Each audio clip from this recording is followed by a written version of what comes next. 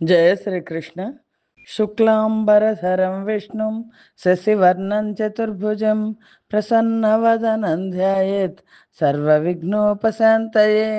కృష్ణాయ వాసుదేవాయ దేవకీనందనాయ చ నందగోపకుమారాయ గోవిందాయ నమో నమః. మహాకవి శ్రీ బొమ్మెర పోతనామాత్య ప్రణీత శ్రీ మహాభాగవతం చదువుతున్నాం. పంచమ స్కంధం ప్రథమాశ్వాసంలో ఉన్నాం. వృషభావతార గాథని చదువుతున్నాం. నాభి తపస్సు చేసి శివైక్యం చెందాడు. ఆ చెందిన తర్వాత అతని కుమారుడైన ఋషభుడు రాజయ్యాడు. ఈ సంగతిని పరీక్షణ్ మహారాజుకు గంగానది ఒడ్డున సుఖ మహర్షి తెలియచేస్తున్నారు. సుఖ మహర్షి చెప్తున్న భాగవత గాథను నైమిసారణ్యంలో సౌనకాది మహర్షులకు సూత మహర్షి తెలియచేస్తున్నారు. వృషభుడు పరిపాలన ప్రారంభించాడు. చాలా గొప్పవాడైన నాభి లాంటి రాజు మరెవరూ ఉండరు. ఆ నాభికు కుమారుడు ఋషభుడు అని ఆ ఋషభుడి గురించి వివరిస్తున్నారు. ఆ పిమ్మట అంటే అంత భూవరుండగు ఋషభుడు తన రాజ్యంబు కర్మ భూమి గణాత్మగాంచి జనుల కందరకును ప్రియంబగునట్లు కర్మతం త్రంబెల్ల తెలుపంగ దలచి కర్మములు సేయుటకు గురువుల యుద్ధ వేదంబు చదివి వారల అనుజ్ఞను వహించి శతమన్యుడిచ్చిన సతి జయంతి కన్య పరిణయంబై ఎట్టి పడతి వలన భరతుడాదిగా సుతుల నూర్వులను గాంచే నట్టి భరతుని పేరను నవనితలము పురవరాశ్రమ గిరితరు పూర్ణమగుచు నమరి భారత వర్ష నామమున మించే. ఇక్కడ భారతదేశానికి భారతదేశం అనే పేరు ఎందుకు వచ్చింది అన్న చెప్పారు. వృషభదేవుడు తన వర్షమైన అజనాభాన్ని కర్మానుష్ఠానికి యోగ్యమైన క్షేత్రంగా భావించాడు. ప్రజలందరికీ ఇష్టాపూర్తిగా కర్మతంత్రం తెలియచేయాలి అని అనుకున్నాడు. తాను కర్మలు చేయడానికి గురువుల దగ్గర వేద అధ్యయనం చేశాడు. వారి అనుమతితో ఇంద్రుడిచ్చిన జయంతి అనే కన్యను వివాహం చేసుకున్నాడు. ఆమె వల్ల భరతుడు మొదలైన 100 మంది కొడుకులను పొందాడు. వృషభావతారం శ్రీ మహావిష్ణు అవతారాల్లో ఒక అవతారం. ఎన్నో పురాలు, ఆశ్రమాలు, కొండలు, చెట్లు మొదలైన వాటితో నిండిన ఈ వర్షానికి అతని పేరు మీదుగానే అంటే వృషభుడి యొక్క కుమారుడు భరతుడి పేరు మీదుగా భరత వర్షం అనే పేరు ప్రసిద్ధికెక్కింది. వృషభుడు సాక్షాత్తు భగవానుడే. అయినా తాను రాజుగా ప్రజలకు మార్గదర్శి కావడానికి విద్యాభ్యాసం చేసి కర్మానుష్ఠానం చేశాడు. ఆ మహాభారత వర్షంలో వృషభుడు తన కొడుకులలో కుషావర్తుడు, ఇలావర్తుడు, బ్రహ్మవర్తుడు, ఆర్యావర్తుడు, మలయకేతువు, భద్రసేనుడు, ఇంద్రశృక్కు, విదర్భుడు, కీకటుడు అనే 9 మందిని వారి వారి పేర్లతో ఉండేటట్లు భూభాగాలకు ప్రధాన్యులుగా చేశాడు. ఆ పైన కవి, హరి, అంతరిక్షుడు, ప్రబుద్ధుడు, పిప్పలాయనుడు, ఆవిర్హోత్రుడు, ద్రమీళుడు అని కూడా కొన్ని చోట్ల ఉంది, చమసుడు, కరభాజనుడు అనే ఇంకో 9 మంది భాగవత ధర్మాన్ని లోకంలో ప్రచారం చేయడానికి, ప్రకాశింపచేయడానికి భాగవత ధర్మ నిష్ఠులయ్యారు. భగవంతుడి మహిమల్ని వెలికి తీసినట్టు వారి చరిత్రలను తర్వాత తెలియచేస్తాను అంటున్నారు పరీక్షణ్ మహారాజుకి సుఖ మహర్షి. అని మిగిలిన 81 మంది కుమారులు తండ్రి అయిన ఋషభదేవుడి ఆజ్ఞలను, ఆదేశాలని అమలు చేస్తూ ఎంతో వినయంగా వేదోక్త ప్రకారం నడుస్తూ యజ్ఞాలు చేస్తూ కర్మనిష్ఠులైన బ్రాహ్మణోత్తములు అయ్యారు. వృషభుడు స్వతంత్రుడు, ఆనంద స్వరూపుడు, సంసార ధర్మాలలో చిక్కనక్కర్లేదు. అయినా ప్రకృతి సంబంధుడైన మానవుడిలాగా కాలక్రమంలో వచ్చే సర్వధర్మాలని ఆచరిస్తూ ధర్మ ప్రవర్తకుల పట్ల సమభావం కలిగి ఉండేవాడు. వృషభుడు ధర్మానికి ప్రతిరూపమైన భగవంతుడే. అయినా ప్రజలంతా ధర్మాన్ని ఆచరించాలి కనుక ఒక సాధారణ కర్మబద్ధుడైన మనుషుడిలాగా ఏ ఏ కాలాలలో ఏ ఏ ధర్మాలను ఆచరించాలో ఆచరిస్తూ ఆదర్శంగా నిలిచాడు. తను రాజు కనుక ధర్మం ఆచరించని వాళ్ళ చేత కూడా ఆచరింపజేశాడు. తాను చేశాడు కనుక వాళ్ళు చేశారు. ఇలా రాజ్యం ధర్మమయం అయింది.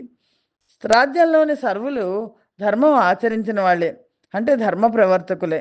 వాళ్ళందరి పట్ల సమభావంతో ఉండేవాడు. ఇక్కడ ధర్మ ప్రవర్తకులకు సముండును అంటే ఆ రోజుల్లో అందరూ ధర్మ ప్రవర్తకులే, అందరి ఎడ్ల సమభావంతో ఉండేవాడు. ఆ వృషభావతారం రాగద్వేషాల మాలిన్యం అంటనే ప్రశాంత చిత్తంతో ఉండేవాడు. సర్వభూతాలయందు మైత్రిని కలిగి ఉండేవాడు. ఇతరుల దుఃఖాన్ని చూసి ఓర్వలేని కరుణామయుడిగా ప్రసిద్ధి చెందాడు. ధర్మము, అర్థము, యశస్సు, సంతానం, ఆనందామృతాలతో ప్రజలను గృహస్థాశ్రమంలో ప్రవర్తింపచేస్తూ పాలించేవాడు. నీతి మార్గం తప్పకుండా ప్రజల్ని పరిపాలిస్తూ కొంతకాలం గడిపాడు. వేదాల రహస్యాలు, సకల ధర్మాలు ఆయనకు తెలిసినవే. అయినా బ్రహ్మవేత్తల ఉపదేశాలను పొంది వాళ్ళు చెప్పినట్టు 100 యజ్ఞాలు చేశాడు. యజ్ఞాలు చేసేటప్పుడు అందులో ఉపయోగించవలసిన ద్రవ్యాలను, దేశాన్ని, కాలాన్ని, వయస్సును, శ్రద్ధను, ఋత్విక్కులను, విధానాలను బ్రాహ్మణులు చెప్పినట్లు పాటించి పద్ధతిని దాటకుండా చేసేవాడు. ఇలాగా ఋషభుడు సుఖించాడు. ఋషభుడి సంతానం తీసుకుంటే ఋషభుడికి కొడుకులు 100 మంది. వీరిలో మొదటి 10 మందిలో భరతుడు పెద్దవాడు. తర్వాత కుశావర్తం నుంచి కీకటుని వరకు చెప్పబడిన 9 మందిలో 9 మంది, మిగిలిన వారిలో ప్రతి 10 మందికి ఒక్కొక్కళ్ళు ప్రధానులుగా ఉన్నారు. మిగిలిన 90 మందిలో కవి మొదలు కరభాజండి వరకు 9 మంది భాగవతోత్తములు అయ్యారు.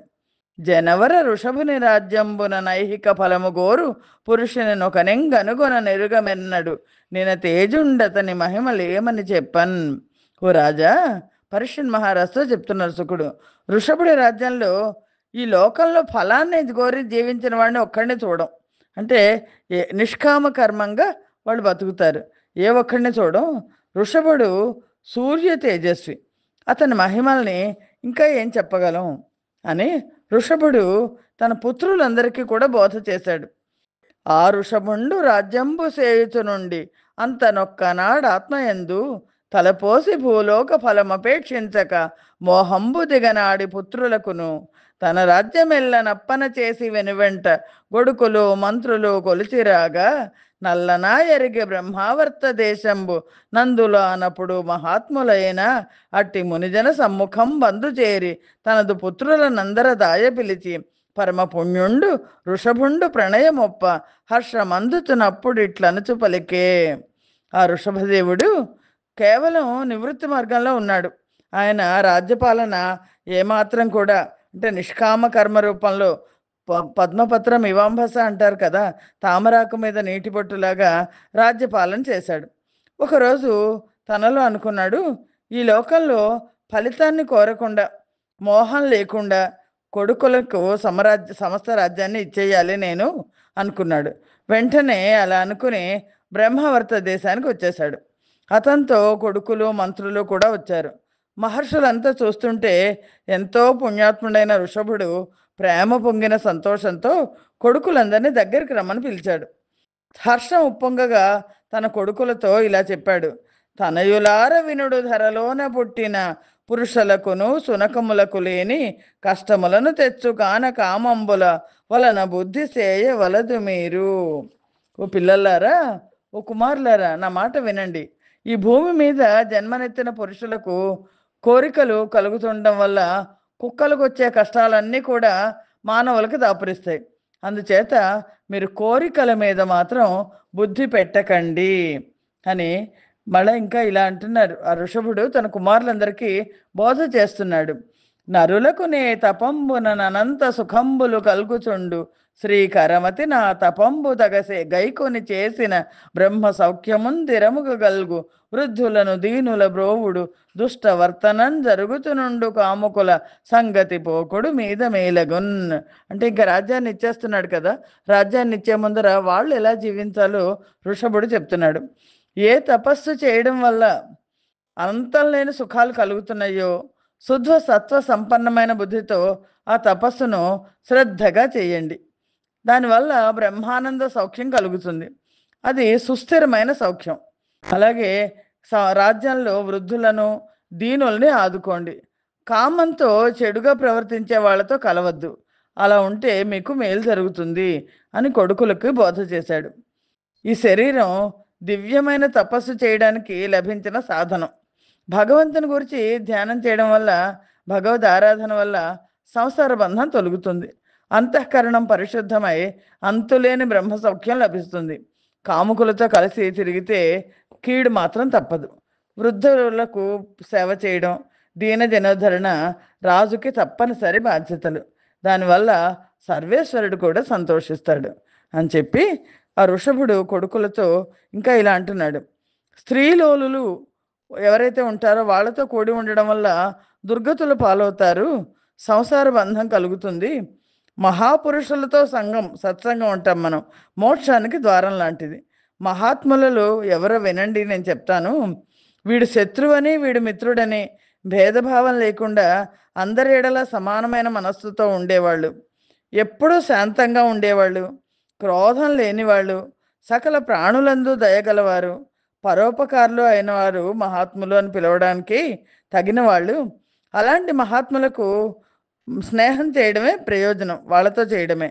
అందువల్ల కేవలం విషయభోగాల మీద ఆసక్తి గలవారి చెడ్డవారి పట్ల ఈ శరీరం, ఇల్లు, మిత్రులు, పెళ్ళాము, పిల్లలు వీటి మీద మహానుభావులకు ప్రీతి ఉండదు.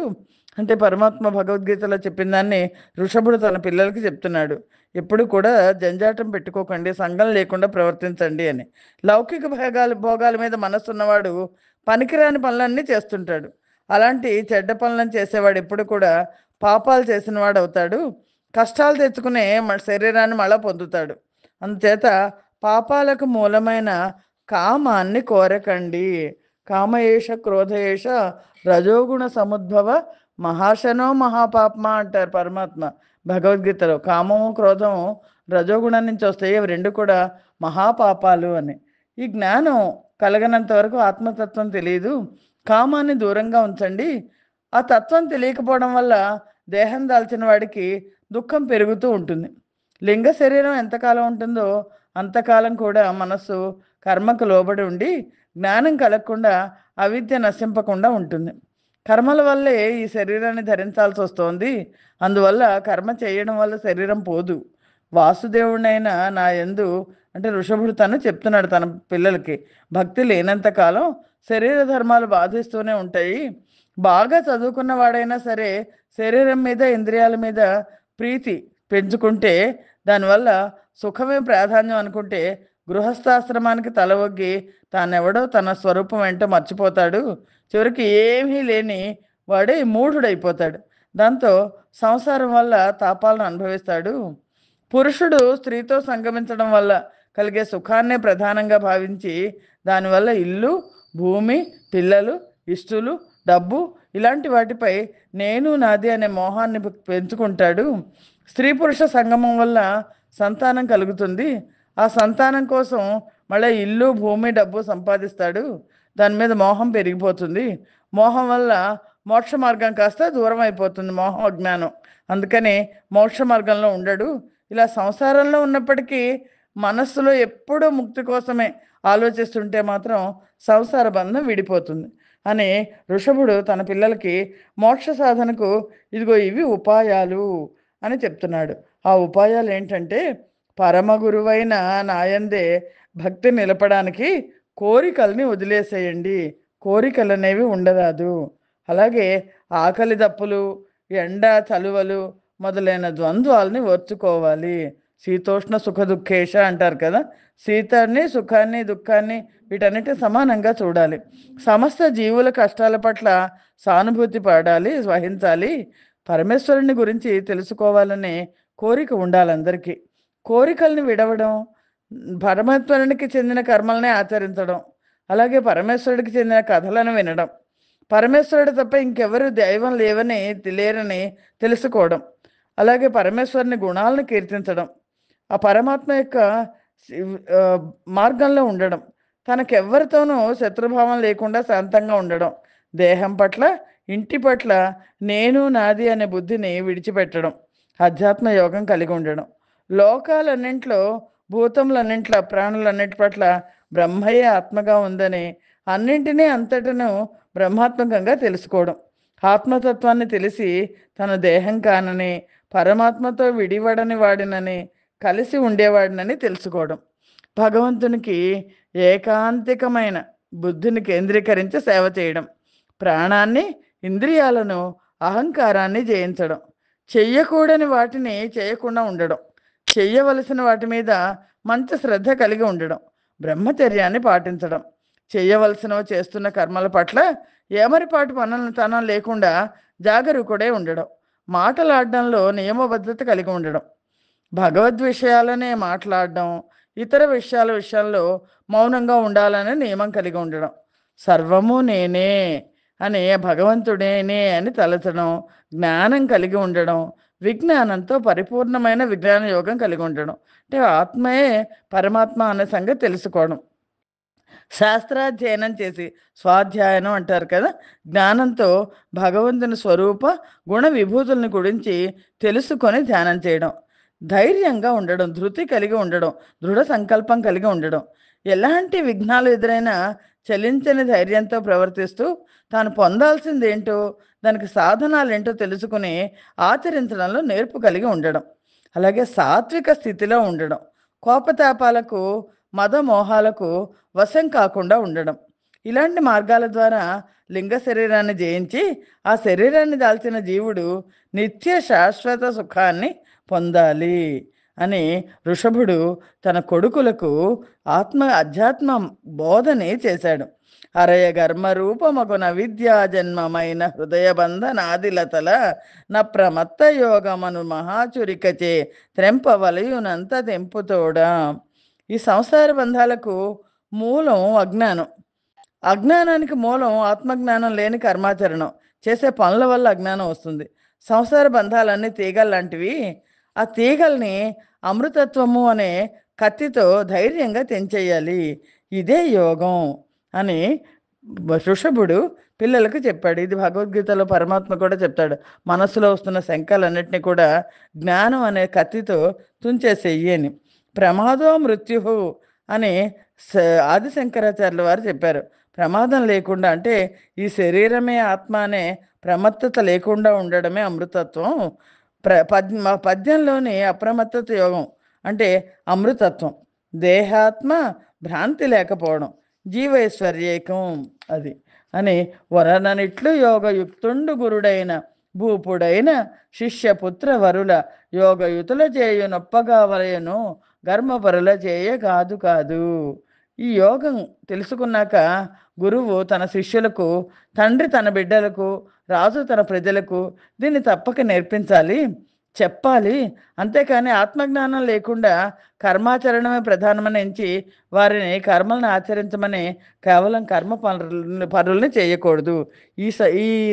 ఇప్పుడు ప్రస్తుతం మనం ఏం చేస్తున్నామంటే, ఇదిగో నేను ఇలా సంపాదించాను, నువ్వు ఇలా సంపాదించు, నేను వివాహం చేసుకున్నాను, నువ్వు వివాహం చేసుకో అని గురువు, తండ్రి అందరూ కూడా అలాగే చెప్తున్నారు.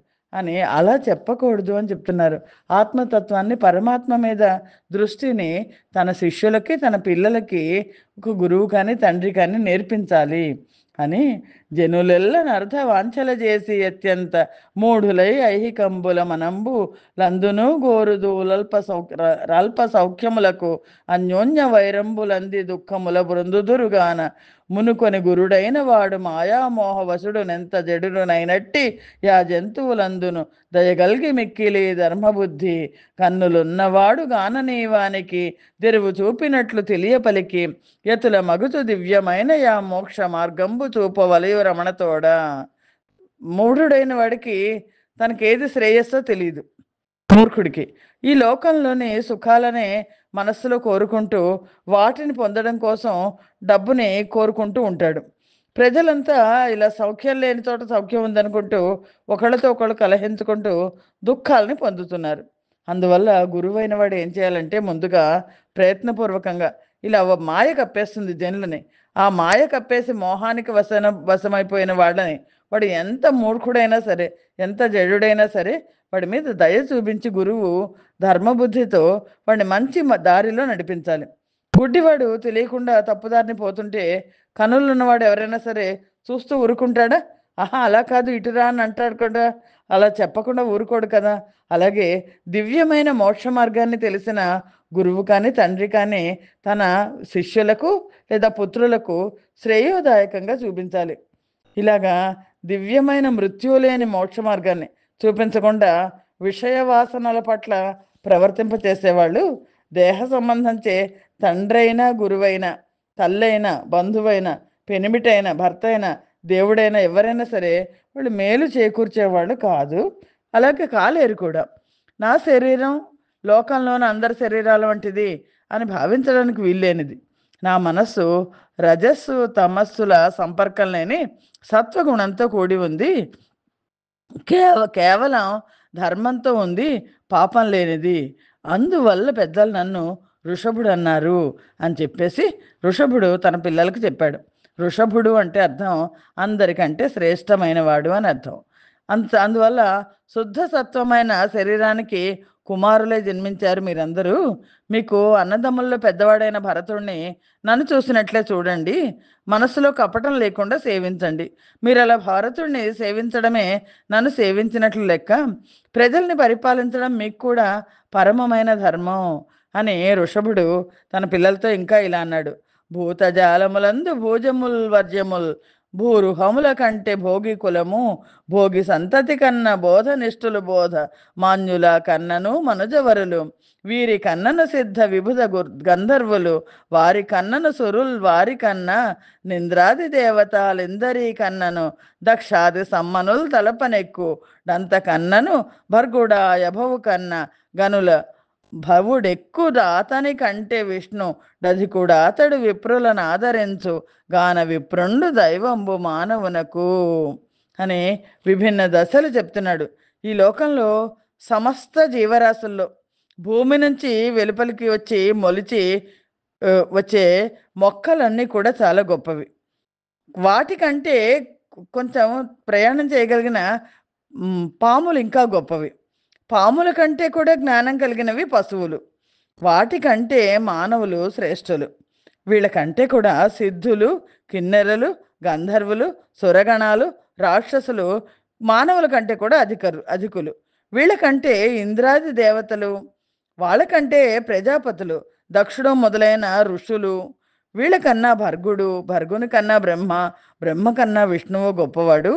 ఆ మహావిష్ణువు బ్రహ్మజ్ఞాన సంపన్నులైన బ్రాహ్మణులను ఆదరిస్తాడు. కాబట్టి అందుకల్లా మానవుడికి బ్రాహ్మణుడు దైవంతో సమానము. బ్రాహ్మణులు అంటే బ్రహ్మజ్ఞానాన్ని కలిగిన వాళ్ళు, వాళ్ళు పరమాత్మతో సమానము అని భగవద్గీతలో కూడా పరమాత్మ చెప్పారు. భూసురులకు సరిదైవం బి సచరాచరమునందు నెరుగను నాకున్ భూసురులు గుడుచుతున్నప్పటి యా సంతోషంబు దోపదగ్నుల యందున్. ఈ విశ్వంలో కదిలే వాటిలో కానీ కదలని వాటిలో కానీ బ్రహ్మజ్ఞానం కలిగిన వాళ్ళతో బ్రాహ్మణుడితో సమానమైన దైవం నాకు తెలియదు. అగ్నిలో హోమం చేయడం కంటే బ్రాహ్మణులకు సమర్పించిన దాన్ని నేను ఎక్కువ సంతోషంగా స్వీకరిస్తాను అని పరమాత్మ రూపంలో ఉన్న వృషభుడు చెప్పాడు. చెప్పి ఇంకా ఇలా చెప్తున్నాడు. మంగళంబైన బ్రహ్మస్వరూపంబును వేద రూపంబు ననాది రూపమగుచున్న నాదు దేహంబు బ్రహ్మణోత్తములు ధరింతురెప్పుడు తత్వబుద్ధి శమదమానుగ్రహ సత్య తపస్థితి క్షలు గల్గు తపస్థితి చలు గల్గు విప్రుండు సద్గురుండు గాన మిక్కిలి భక్తి గల్గియ కించెనులైన భూసురుల దేహముల వలన నందుచుండును నాదు దేహంబుగాగా నెరిగి వరులగు విప్రుల నెల్ల భక్తి పూజ చేయుటయే నన్ను పూజ చేయుటనుచు వినిపించి మరియు నిట్లనుచు పలికే. ఋషభుడు చెప్తున్నాడు, నా మూర్తే వేదం, అది శుభాలను కలిగిస్తుంది. బ్రహ్మస్వరూపమును నా శరీరమైన ఈ వేదాన్ని బ్రాహ్మణులు ధరిస్తున్నారు. బ్రాహ్మణులలో ఎప్పుడు తాత్విక చింతన, మనోనిగ్రహము అనే శమము, బాహ్య ఇంద్రియ నిగ్రహం అనే దమము, అలాగే సత్యసంధత, తపస్సు, ఓర్పు ఉంటాయి. ఇవన్నీ ఉన్న బ్రాహ్మణుడు సద్గురువు. వాళ్ళు నా యందు అత్యంత భక్తి కలిగి నా నుండి కోరదగింది ఏమీ లేనివారే ఉంటారు. నేను ఇలాంటి బ్రాహ్మణుల శరీరంలో అందుబాటులో ఉంటూ ఉంటాను. కాబట్టి ఇది తెలుసుకొని గొప్పవారైన బ్రాహ్మణుల్ని భక్తితో పూజించడమే నన్ను ఆరాధించడం అని చెప్పి వృషభుడు ఇంకా ఇలా అన్నాడు. ఈ తెరంగు తెలిసి భూసురాజాతి భూజించునట్టి జనుడును మాయాతీతుండే నిక్కంబుగా భూతలమున మోక్ష మార్గమును బొడగాంచున్. ఈ జ్ఞానంతో బ్రాహ్మణ జాతిని పూజించేవాడు మాయలో పడకుండా ఈ భూమి మీదే మోక్ష మార్గాన్ని తెలుసుకుంటాడు. ఇది సత్యం అని ఋషభుడు తన కుమారులందరికీ బోధించాడు. బోధించి ఇంకా తపస్సు చేసుకోవడానికి వెళ్ళిపోతున్నాడు. ఈ విధంగా ఋషభదేవుడు ఋషభుని తపస్సు అనేది మనం చూడబోతున్నాం. ఋషభదేవుడు తన కొడుకులు మంచి ఆచారం కలవారే అయినప్పటికీ లోకానికి తెలియచెప్పాలని ఈ ఆచారాలన్నీ ఉపదేశించాడు. మహాత్ముడు, సర్వభూతాలకు పరమాప్తుడు అయిన భగవానుడు ఋషభుడు అనే మిషతో వృషభావతారంగా అవతరించి కర్మలన్నింటినీ త్యాగం చేసి మనోనిగ్రహం కలిగిన మునులకు భక్తి, జ్ఞాన, వైరాగ్యాల యొక్క స్వరూపంతో కూడిన పరమహంస యొక్క ధర్మాన్ని ఉపదేశించాడు. తన కొడుకుల్లో పెద్దవాడు భరతుడు. ఈ భరతుడు మహాభక్తుడు. భగవద్భక్తులంటే విశేషమైన ప్రేమ ఉన్నవాడు. అతన్ని భూమిని ఏలమని పట్టాభిషేకం చేశాడు. గృహంలోనే ఉంటూ కేవలం శరీరాన్ని మాత్రమే దాల్చి దిగంబరంగా ఉన్నాడు ఋషభుడు. తర్వాత పిచ్చివాడిలాగా జుట్టు విరబోసుకున్నవాడే అంతకాలం తాను ఆరాధించిన అగ్నులన్నిటినీ తన లోపల సమారోపణం చేసేసుకున్నాడు. ఇంకా బయటికి అగ్ని కార్యాలు చేయడం, యజ్ఞాలు యాగాలు చేయడం మానేసి మనస్సులో చేయడం ప్రారంభించాడు. బ్రహ్మావర్త దేశం నుంచి బయటికి వచ్చేశాడు. జడునిలాగా, గుడ్డివాడిలాగా, చెవిటివాడిలాగా, మూగవాడిలాగా, ఏదో పిశాచం పట్టిన వాడిలాగా, పిచ్చెక్కిన వాడిలాగా అవధూత వేషంతో ఎవరైనా మాట్లాడినా బదులు చెప్పకుండా మౌనవ్రతంతో తిరిగాడు ఋషభుడు. అలా సంచరించేటప్పుడు దారిలో పల్లెల్లో, జనపదాలలో, శిబిరాలలో, గొల్లపల్లెల్లో, కొండపట్టు ప్రాంతాల్లో, వనాల్లో, ఆశ్రమాల్లో వెంబడి వచ్చే దుర్మార్గులు ప్రశ్నల్ని, అవమానాల్ని, కొట్టడాల్ని, తన మీద ఉమ్మి వేయడాన్ని, రాళ్ళు రువ్వడాన్ని, ఇసక జల్లడాన్ని, మూత్రం పోయడాన్ని, నీచంగా మాట్లాడడాన్ని, ఇలాంటి అవమానకరమైన, హేయకరమైన నీచ కృత్యాలన్నింటినీ లెక్క పెట్టకుండా అడవిలో మదించిన ఏనుగు తన మీద ఎన్ని ఈగలు ముసిరినా ఎలా లక్ష్య పెట్టదో అలా శరీరంపై అభిమానాన్ని విడిచి మనస్సు చెల్లించకుండా వృషభావతారుడు ఒక్కడుగా తిరిగేవాడు. అతని శరీరం ఎంతో సుకుమారమైంది. అతని చేతులు, కాళ్ళు, వక్షస్సు, విశాలమైన బాహువులు, కంఠము, ముఖము మొదలైన అవయవాలన్నీ అందంగా అమిరి ఉన్నాయి. అతడిది పుట్టుకతోనే సహజంగా అందమైన రూపం. చిరునవ్వులతో ఉండే పద్మం లాంటి ముఖం, అప్పుడే వికసించిన తామరపు రేకుల్లాగా చల్లని కనుగుడ్లు, ఎర్రగా విశాలంగా ఉన్న కళ్ళు, మంచి చెక్కిళ్ళు, చెవులు, కంఠము, ముక్కుపుటాలు అన్నీ ఏమాత్రం తక్కువ కానీ అందంతో తెజరెలుతున్నాయి. అంతు చిక్కని అందమైన చిరునవ్వులు మోము కాంతులతో ప్రకాశిస్తూ దివ్యమంగళ విగ్రహంతో ఆ పురంలోని అందగత్తెల మనస్సుకు ఎంతో మోహాన్ని కలిగించేవాడు. వృషభుడు జైన తీర్థంకర్లో ప్రథముడుగా ఉన్నాడు. జైన మత స్థాపకులలో వీరుడు జైన మతాన్ని స్థాపించాడు. ఆ మహావీరుడికి ముందర మొట్టమొదటి తీర్థంకరుడుగా మనకి ఋషభుడు కనిపిస్తాడు. ధూళి చేత మిగుల ధూసరంబునై జడలు గట్టి కడు బిషంగవర్ణ మునగు కేశపాశమును వెలిగించుచు నితరులు ఎవరు తన్ను నెరగకుండా ఋషభుడు నేను రాజుని అని ఎవరు తెలుసుకోకుండా ఒకప్పుడు రాజుగా ఉన్న ఋషభుడు ధూళి కమ్మిన జుట్టుతో, జడలతో కపిలవర్ణానికి మారిపోయాడు. ఆ కపిలవర్ణానికి మారిన జుట్టుతో తిరిగేవాడు. ఎవరు అతన్ని గుర్తుపట్టేవాళ్ళు కాదు. అవధూత అవనిన్ మలినంబులైన యవన అవయవములతో దవిలి చరించుచునుండును భువి భూతాక్రాంతుడైన పురుషుని మాట్కేన్. నెమ్మదిగా ఈ ఋషభుడు అవధూత వేషం ఏర్పడింది. అవయవాలన్నీ మట్టి కొట్టుకుపోయాయి, మలినంగా కనిపిస్తున్నాయి. ఏదో పిశాచం పట్టిన వాళ్ళగా అందరికీ కనిపిస్తున్నాడు. జనులకిట్లు యోగ సంచారమెల్ల విరుద్ధ మనసునాత్మ బుద్ధి చూచి యజగరంబు మాట్కి నవనిపై నుండి భీభత్స కర్మమునకు బాలుపడుచు. ఇలా యోగ సంచారం చేసే ఋషభుడు ప్రజలకు ఇది విరుద్ధము అని తనలో తలచి తిరగడం మానేశాడు. భూమి మీద ఒక్కచోటనే కొండ చెలువలాగా భీభత్సంగా ఉండిపోయాడు. అలా ఉండి జుగుప్సావహంగా ఋషభుడు భూమి మీదనే పడిపోయి ఉండి తన నోటికి లభించిన దాన్ని తింటూ, నీరు తాగుతూ, మలమూత్రాలను అక్కడే విసర్జిస్తూ అవి తన శరీరానికి పట్టేటట్లు వాటిని పొరలాడుతూ ఉండేవాడు. మలం దివ్యమైన పరిమళంతో ఆ సుగంధాన్ని దాల్చిన గాలి 10 దిక్కులకు 10 యోజనాల మేర సువాసంతో వ్యాపించి ఉండేది. భగవత్ అంశతో పుట్టిన ఋషభుడు కొంతకాలం గోవులాగా, కొంతకాలం మృగంలాగా, కొంతకాలం కాకిలా చరించాడు. మహానందాన్ని అనుభవించాడు. సకల చరాచర జగత్తునందు నిండి ఉన్న వాసుదేవుణ్ణి ప్రత్యక్షంగా చూస్తూ సిద్ధులన్నీ పొందాడు. అతని కోరిక లేకపోయినా సర్వశక్తులు యోగ బలం వల్ల లభించాయి. అతనికి ఇష్టం లేకపోయినా ఆకాశంలో వెళ్ళగలిగిన శక్తి, మనస్సు యొక్క వేగంతో వెళ్ళగలిగిన శక్తి, పరకాయ ప్రవేశ శక్తి, మాయమయ్యే శక్తి, దూరగ్రహణ శక్తి, శ్రవణ శక్తి మొదలైన యోగ సిద్ధులు వాటంతట అవే వచ్చాయి. అతడు అవన్నీ కూడా తన ముక్తికి విరోధాలని ఆ శక్తుల్ని ఆదరించి స్వీకరించలేదు అని సుఖమహర్షి చెప్తే పరీక్షణ్ మహారాజ్ విని ఇలా అన్నారు. ఈ సిద్ధులు యోగ మార్గంలో ఉన్న వాళ్ళందరికీ వస్తాయి. రామకృష్ణ పరమహంస ఏమంటారంటే సిద్ధులన్నింటినీ కూడా అశుద్ధంలాగా త్యజించాలి. పారమార్థిక సాధనల వల్ల, సంయమనం వల్ల వాటంతట అవే సిద్ధులు కలుగుతుంటాయి. కానీ సిద్ధుల మీద మనసు కనుక పెడితే అహంకారం వచ్చి భగవంతుణ్ణి మర్చిపోతారు అని. అప్పుడు పరీక్షణ్ మహారాజు సుఖ మహర్షితో ఇలా అన్నారు. మునివర యోగ జ్ఞానంబున జరుపంబడ్డ కర్మములు గల పెద్దల్ గనియుండెడి ఐశ్వర్యంబును వృషభుండెరిగి ఏల పొందక ఉండెన్. మునుల్లో శ్రేష్ఠుడైన ఓ సుఖమహర్షి పరీక్షణ్ మహారాజ్ అంటున్నారు, యోగం వల్ల జ్ఞానం కలిగి కర్మబంధాలు నశిస్తాయి కదా, అలా యోగ స్థితిలో ఉన్న మహనీయులకు మహాసిద్ధులు ప్రాప్తిస్తాయి. ఈ విషయం తెలిసి కూడా ఋషభుడు ఎందుకు సిద్ధులను వద్దన్నాడు, సిద్ధులను ఎందుకు దరిచేయనివ్వలేదు అని. ఆత్మయందే అంతే సతతము ఆనందాన్ని అనుభవించే వారికి భక్తి యోగం వల్ల భగవత్ సాక్షాత్కారాన్ని పొంది జ్ఞానాగ్నిచే వాసనలనే కర్మబీజాలు దగ్ధమైన వాళ్ళకి ఐశ్వర్యాలున్నా సిద్ధులున్నా ఇవేవి వాళ్ళని బంధించలేవు. వాళ్ళకి సంసార బంధం ఉండదు కదా. అలాంటప్పుడు ఋషభుడు సిద్ధులను ఉపయోగించిన హాని ఉండదు కదా, ఎందుకు ఉపయోగించలేదు అని పరీక్షిత్తు ప్రశ్నించాడు. ఆ ప్రశ్న విని సుఖమహర్షి ఇలా అన్నారు.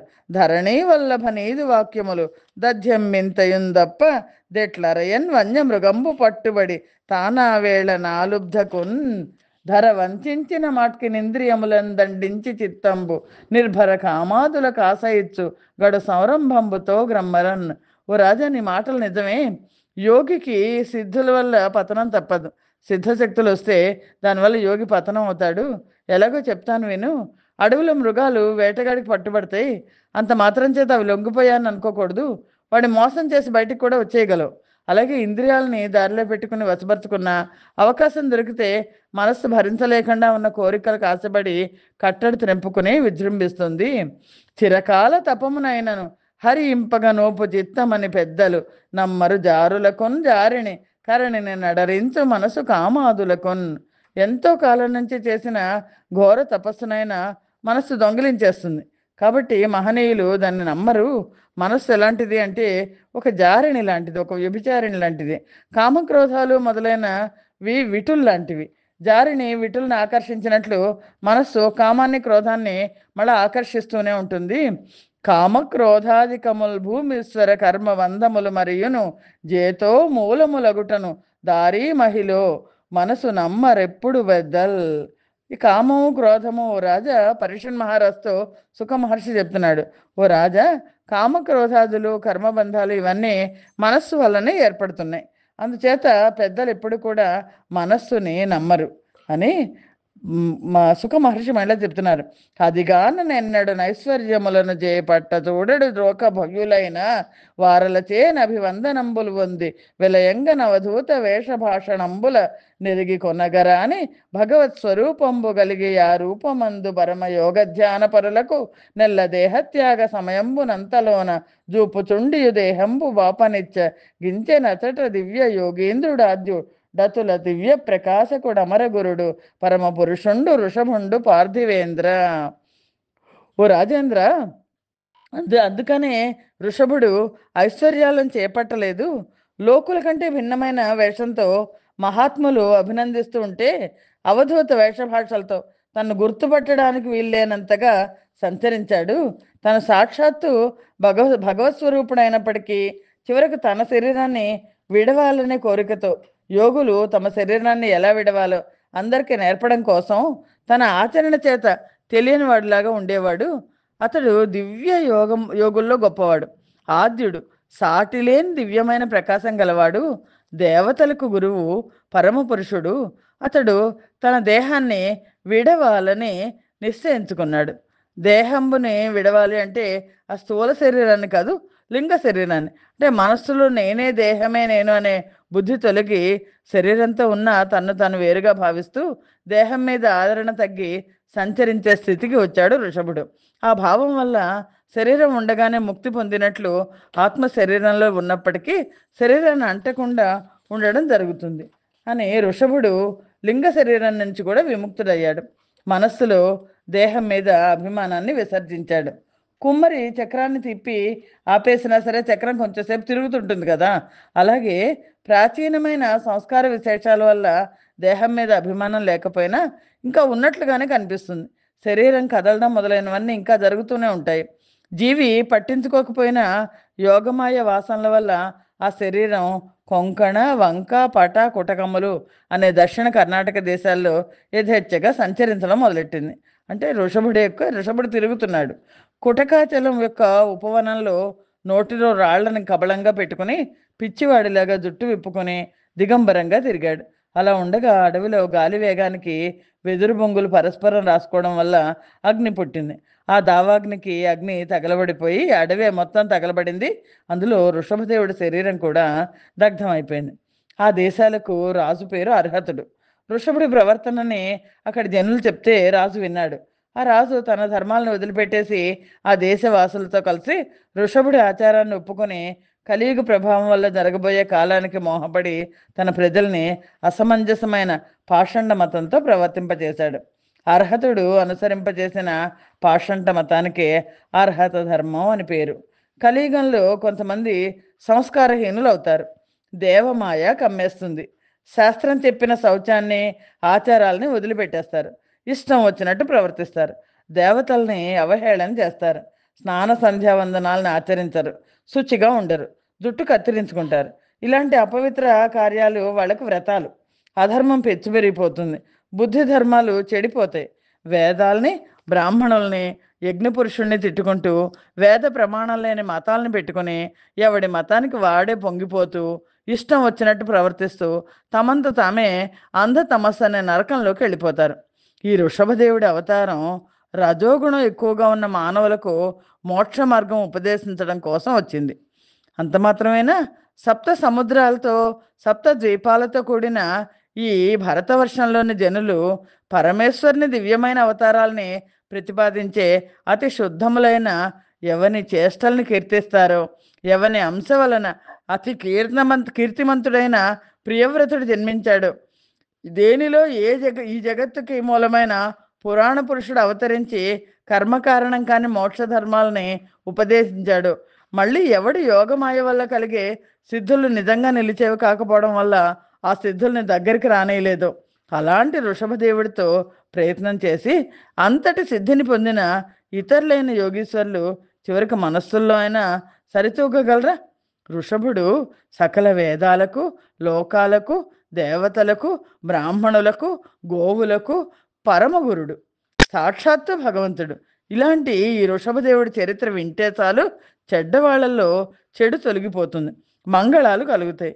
మిక్కిలి శ్రద్ధగా ఎవరు వింటారో, వినిపిస్తారో ఆ విన్నవారికి, వినిపించిన వారికి హృదయాల్లో హరి మీద గాఢమైన భక్తి గట్టిగా నాటుకుంటుంది. ఇలా హరిభక్తి తాత్పర్యం వల్ల మహనీయులు భాగవతులు అవుతారు. ఇలాంటి భాగవతులకు సర్వ పురుషార్థాలు సిద్ధిస్తాయి. పాపకారకమైన సంసార తాపం అంటదు. నిరంతరము ఆ భక్తి యోగం అనే అమృతంలో స్నానం ఆడుతూ చిట్ట చివరి పురుషార్థమైన మోక్షాన్ని పొందుతారు అని ఋషభుడి చరిత్ర మొత్తాన్ని సప్తద్వీపాల వారు ఇప్పటికీ కొనియాడుతుంటారు అని చెప్పి పరీక్షణ్ మహారాజుకి సుఖ మహర్షి చెప్పాడు. యాదవులకు మీకు నత్యంత కులగురువైన కృష్ణుడెతట నయనగలడు, కొలుచు వారికల్లా సులభడే మోక్షంబు నిచ్చు జింతసేయ నేల నీకు.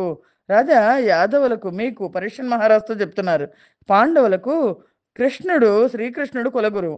ఆయన గురుత్వం అంతులేనిది. అతను సర్వత్రా ఉన్నాడు.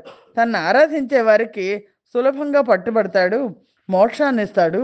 నువ్వెందుకు చింతిస్తున్నావు అని నిత్యానుభూతమౌ నిజరూపలాభ నివృత్తమై తగు మహాతృష్ణ కలిగి అతులిత విపుల మాయారచితంబైన లాభంబునకు దగులంబులేని మతి గల్గి లోకుల నతివేడ్గ కరుణించి యభయదానం బిచ్చి అందరకిల నవ్యయంబై దివ్యమై మహానందమై అత్యంత సేవ్యమై యతులమైన తనదు లోకంబు చూపంగ ఎట్టి మోక్ష మార్గంబు నెరిగించి ముక్తదేహు డగుతుడాదాత్మ్యముందే ప్రత్యక్ష విష్ణువైన ఋషభుండు జనులకు అద్భుతంగా వృషభావతారం వృషభదేవుడు నిత్యము బ్రహ్మాత్మకమైన స్వస్వరూపాన్ని అనుభవించడమే లాభంగా భావించాడు.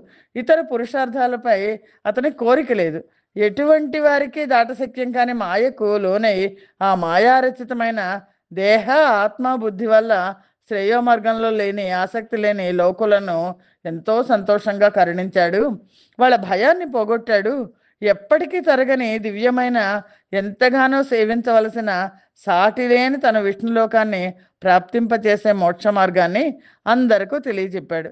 సాక్షాత్తు విష్ణువైన ఆ ఋషభుడు ఇలా తన శరీరాన్ని వదిలి లయమయ్యాడు. జనులకు అద్భుతం కొలిపేటట్టి ఋషభదేవుని అవతారం ముగిసింది అని పరీక్షణ్ మహారాజుకి సుఖ మహర్షి తెలియచేశారు.